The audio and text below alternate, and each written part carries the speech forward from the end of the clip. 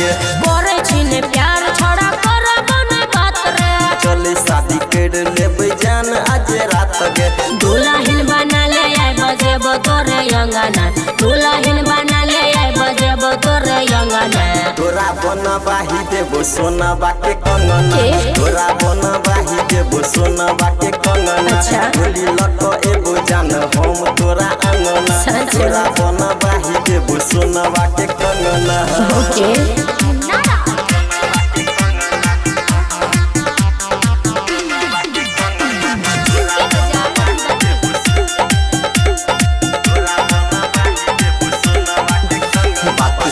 गे सनम तोरा कहै छियौ हम कहै छियौ तोरा हम समझाई गे बात सुनै गे सनम तोरा कहै छियौ हम कहै छियौ तोरा हम समझाई गे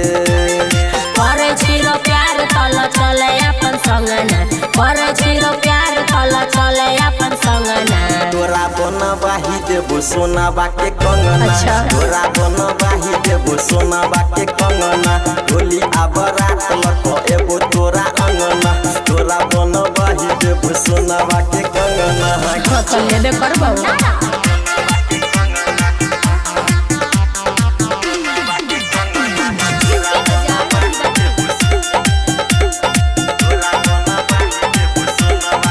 दीपू दीवाना किया करे छही मना कहे छो चंदन तोरा समझाई गे